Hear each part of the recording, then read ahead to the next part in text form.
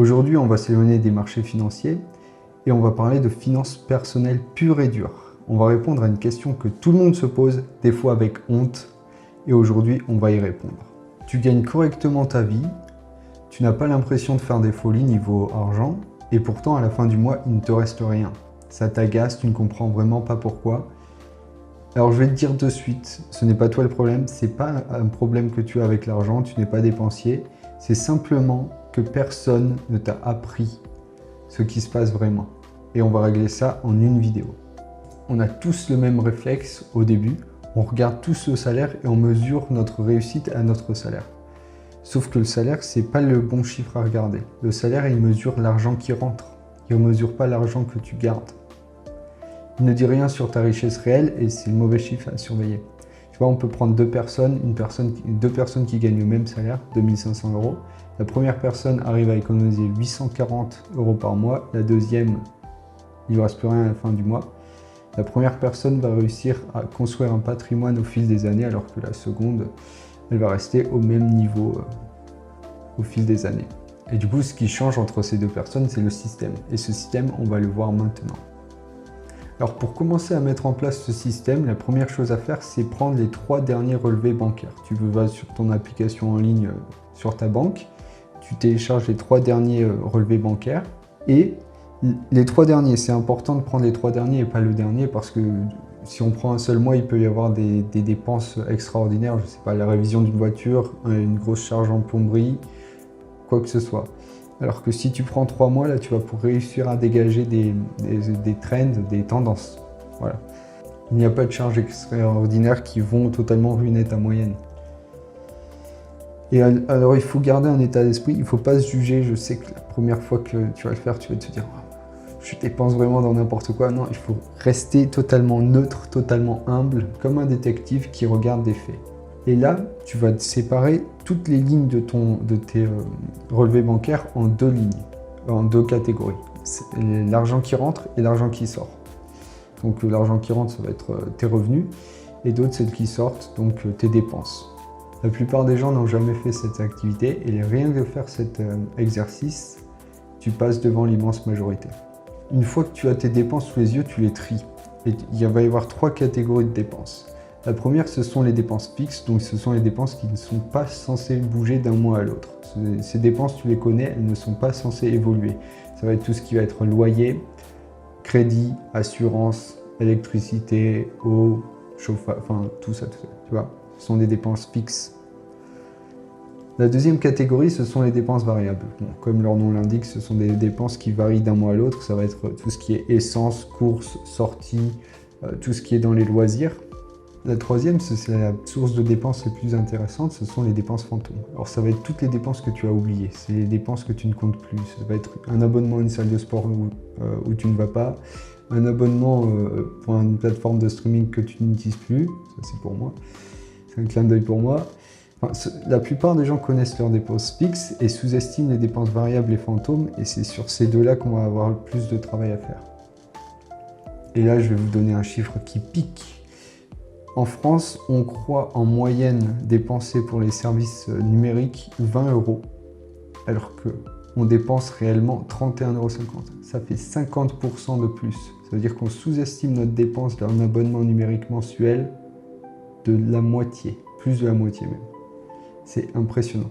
Pire encore, un Français sur 3 paie un abonnement pour un abonnement ou un service qu'il n'utilise pratiquement jamais.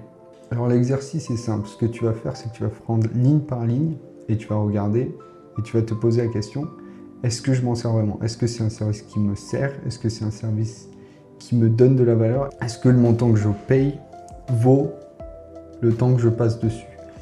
Et si oui, tu gardes, sinon tu vires. Sois vraiment impitoyable, je sais qu'au début c'est difficile de faire sauter les abonnements, mais souvent ça vaut, mis bout à bout, ça peut valoir un 13e mois. Maintenant, on va passer au cœur du problème. Le vrai sujet de cette vidéo, c'est le piège du « je gagne bien ma vie ». La plupart des gens se disent, et moi le premier, si je gagnais plus ma vie, j'aurais un niveau de vie plus confortable, je me soucierais plus de l'argent, et tout ira bien quand je gagnerai un peu plus ma vie.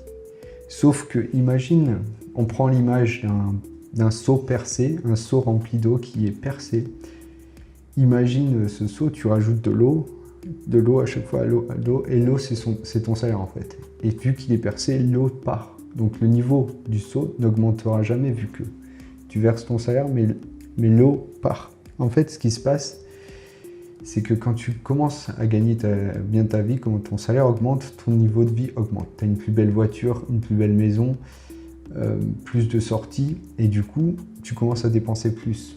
Ce que tu gagnes, tu le compenses en dépensant plus. Et il y a même des gens, j'ai été le premier quand j'ai commencé à augmenter en salaire, qui commencent à dépenser plus que ce qu'ils ont augmenté en salaire. Et là, c'est bon, là, c'est la catastrophe. Hein. En général, en quelques mois, tu te corriges très rapidement ton niveau de vie. Mais il faut faire attention à ça. Donc c'est pour ça que certains gagnent mieux leur vie que d'autres personnes, mais qui ont l'impression de plus galérer que d'autres. C'est-à-dire qu'un système qui est totalement cassé avec un plus gros salaire, c'est juste plus d'eau dans le même seau percé. Alors que si tu as un système bien huilé, parce que forcément il y a un peu d'eau qui fuit, vu que tu as des dépenses fixes comme le loyer auquel tu ne peux pas échapper. Mais si tu as un plus petit trou de fuite, bah, ton niveau d'eau augmente même si tu as moins d'eau qui rentre. Alors que si tu as un gros trou béant, là tu auras beau avoir une énorme quantité d'eau qui rentre, ton niveau va quand même baisser. Et qu'on s'entende bien, hein. Je sais qu'en France, surtout en France, il y a beaucoup de gens qui ont des problèmes de budget, où c'est vraiment tendu niveau budget. Là, je parle vraiment des gens qui gagnent bien leur vie et qui n'arrivent quand même pas à garder un peu d'argent à la fin du mois. Donc avant de calculer ton score, on verra après ce que c'est, ta valeur nette, pour spoiler, il faut que je te dise qu'il y a deux façons de calculer ton argent, de mesurer ton argent. Il y a la première qui est le flux, donc le film, c'est ce qui entre chaque mois. Donc tu regardes ce qui entre chaque mois et ce qui sort chaque mois. Donc ça, c'est un film, c'est quelque chose qui est constamment en évolution. Donc c'est exactement ce que tu viens donc c'est exactement ce que tu viens de calculer en utilisant tes trois derniers relevés bancaires. La deuxième, c'est le stock, c'est la photo, c'est une image à un instant donné de ce que tu possèdes moins ce que tu dois. Donc ça, c'est quelque chose, c'est ce qu'on appelle le patrimoine, et c'est pour ça que la plupart des gens se sentent perdus, parce qu'ils utilisent le calcul du film, donc ce qu'on a fait tout à l'heure avec les derniers relevés, pour calculer leur patrimoine, alors que ce n'est pas comme ça qu'on fait. À partir de maintenant, tu vas pouvoir regarder le film et la photo. Et en regardant le film, tu comprends pourquoi la photo augmente ou diminue à T+1, T+2, enfin, en avançant dans le temps. Maintenant, calculons le vrai score.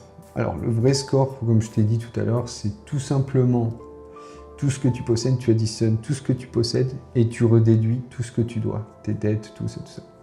Ça te donne la valeur nette. La valeur nette, net worth, en anglais, je ne sais pas si tu as déjà entendu parler de ce chiffre.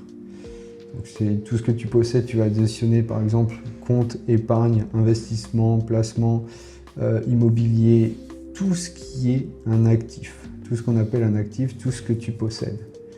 Même ta voiture en soi, hein, même si elle perd de la valeur avec le temps, c'est quand même un actif. Et tu y enlèves tout ce que tu dois, donc tout ce qui est crédit, dette, les découverts. Et là, tu vas avoir ta valeur nette. Alors au début, ne prends pas peur. Hein. Au début, surtout si tu es en début de carrière, si tu sors d'études, ta valeur nette, elle sera sûrement négative, surtout si tu sors d'études assez chères. Ta valeur nette va être négative parce que tu vas avoir un crédit à 40 000 balles et y a très peu de chances que tu aies 40 000 euros de possession déjà en sortie d'études. Alors ne prends pas peur, c'est tout à fait normal. Ce qu'il faut, c'est que ta valeur nette de mois en mois, tu peux la calculer tous les mois, tous les 3 mois ou d'année en année, comme tu veux, il faut qu'elle augmente. Donc à chaque fois que tu la calcules, tu la notes quelque part, et ensuite quand tu la recalcules, tu vois l'évolution. Si elle augmente, c'est bien. Si elle diminue, il faut se poser des questions, il faut faire des changements parce que ça peut aller, c'est pas bon signe, on va dire. Voilà, ce qui est important, c'est pas ton salaire, le salaire, c'est juste ce qui rentre. Ce qui est important, c'est la valeur nette. Si tu vois qu'elle croît d'année en année, là, c'est très bien.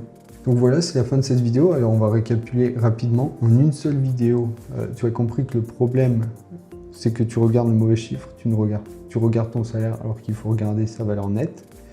Et tu as fait le point sur tes revenus, sur tes dépenses, tu as trouvé les fuites, d'où l'argent partait, et les dépenses fantômes, les fameuses dépenses fantômes. Et maintenant, tu connais la fameuse valeur nette. Tu sais d'où tu pars et ça, c'est très important. Abonne-toi pour ne pas la rater et dis-moi en commentaire combien d'abonnements inutiles tu avais. Je suis curieux de savoir, moi j'en avais pas mal.